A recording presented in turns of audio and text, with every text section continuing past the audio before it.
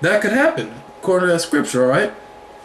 Verse 10, again, some friend is a companion at the table and will not continue in the day of affliction, all right? So like I said, when you catch that hell, he ain't a true friend or brother, right? When you catch him that hell, he's going to be there for you, all right? As best as he possibly can, he's going to be there for you. But one of these assholes, like the scripture's talking about, they're going to be gone. They ain't going to be nowhere to be found, all right? Verse 11, in thy prosperity he will be as thyself, and will be bold over thy servants. If thou be brought low, he will be against thee, and will hide himself from thy face. Separate thyself from thine enemies, and take heed of thy friends. So don't be around nobody that's not in this truth, all right? And take heed of those who will be called friends, all right? In fact, I ain't write this down, but let's go to Jeremiah, the 9th chapter. Because it says the same thing. It basically says the same thing. Find it real quick. Let me read this verse again. Sirach 6:13, it says, separate thyself from thy enemies and take heed of thy friends. Meaning, you know, you got brothers, all right?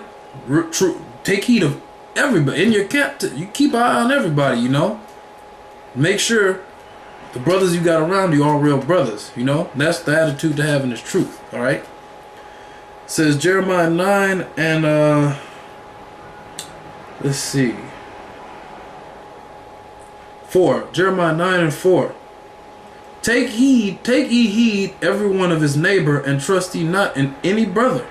For every brother will utterly supplant, and every neighbor will walk with slanders. So you got, if you got somebody like that amongst your brotherhood, amongst the congregation, keep an eye on that motherfucker, all right? If you or rather get rid of him. Go to, if you suspect that the motherfucker's there to infiltrate or he ain't a real brother, get him out of there, all right? And at the same time, make sure to keep all the real brothers, you know, keep yourselves in check, all right? Make sure you all be circumspect, okay? Verse 5, and they will deceive everyone his neighbor, and will not speak the truth. They have taught their tongue to speak lies, and weary themselves to commit iniquity, all right? So basically, like I say, you just gotta, like here in Sirach, you gotta keep an eye out on everybody, all right? And that goes for every individual person in the brotherhood. Keep an eye out on everybody, all right? Don't let yourself get caught in a situation, you know?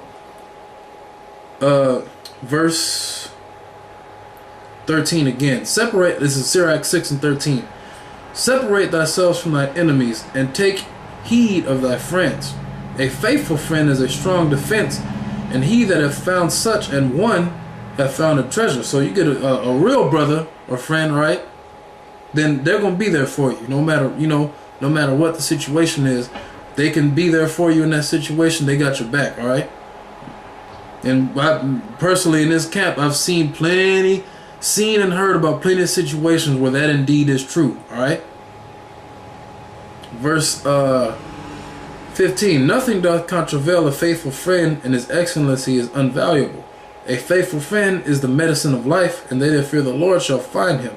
Whoso feareth the Lord shall direct his friendship aright, for as he is, so shall his neighbor be also. Okay? Now let's go to the chapter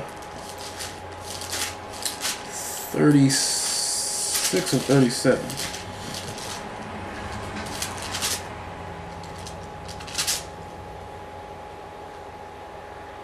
Alright, Sirach 36. And this is pretty much the last scripture, you know.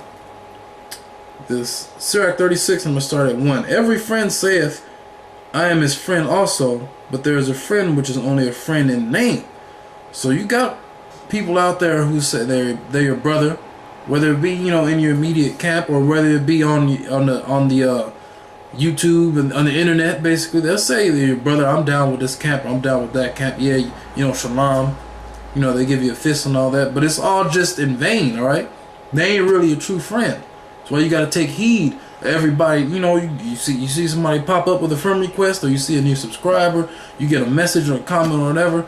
Don't just jump at them just because it may seem like they're on your side at that time. Don't just give them credit, all right? Scriptures also says, Sirach, that he that is hasty to give credit is light-minded. All right? So don't be hasty to give credit. Try those spirits first, like 1 John 4 said, okay? Verse 2. Is it not a grief unto death when a companion and a friend is turned into an enemy? O wicked imagination, whence camest thou in to cover the earth with deceit? There is a companion which rejoiceth in the prosperity of a friend, but in the time of trouble will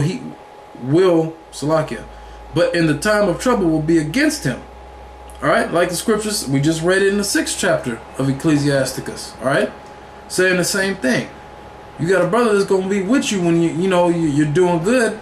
Alright, and everything seems to be going well, but as soon as that hell starts to get put on you, he ain't going to be there, because he can't put up with it. Alright, it's the hell's on you, but he can't even put up with the hell that's on you. He can't even be a good friend or a brother. Alright, because ultimately he ain't no brother. Alright, the ultimate, whether he's trying to infiltrate the brotherhood or whether he's just a nigga. Alright, so you got to take heed. I keep saying that. I know throughout my lessons I have a tendency to sound like a broken record, but that's just how it is. Alright, you gotta walk circumspectly when you're in this truth, especially now, because the days are getting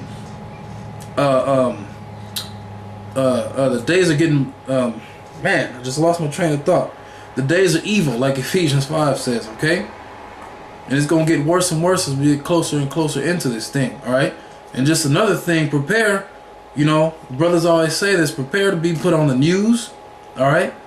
Prepare to be slandered against by these assholes on the media, all right? You saw what they did with the little situation, months back with the Black Panther thing, all right? And which they're nobody, but you saw how they fucking got on them. They're gonna do the same things to us. All right, so be prepared for that. All right, that's just a side note. Verse 5. There is a companion which helpeth his friend for the belly, and taketh up the buckler against the enemy. Let me read that again. There is a companion which helpeth his friend for the belly, and taketh up the buckler against the enemy. Forget not thy friend in thy mind, and be not unmindful of him in thy riches. Pretty much that's the last scripture, all right? That's the end of that. So, ultimate message here, basically, the end all be all, basically, of this message is, with the brotherhood, you walk circumspectly, all right? All the brothers in, all the camps and all, and be aware the fact that we're in these perilous times. So before that great wrath comes, before the word basically is pushed out on the four corners of the earth, when everybody's sealed, when all the elect are sealed, before that time comes, you're gonna have a lot of assholes trying to come up against the brotherhood by basically infiltrating you, all right? Pretending like they're down, but they're really not, all right? And just niggas coming against you in general, all right? Like assholes like Yakko Wacko, all right? That asshole from back when where is he now? He's one of them where are they now niggas, all right? So basically, that wasn't a long lesson, but it's basically just pushing the message of how you're supposed to be aware in this truth, all right? Be aware and beware at the same time. And to the brothers, like I always say, just keep pushing the truth as much as you possibly can, so we can seal up all the elect and get the hell up out of this fucking captivity. All right, and with that, I say shalom and man up.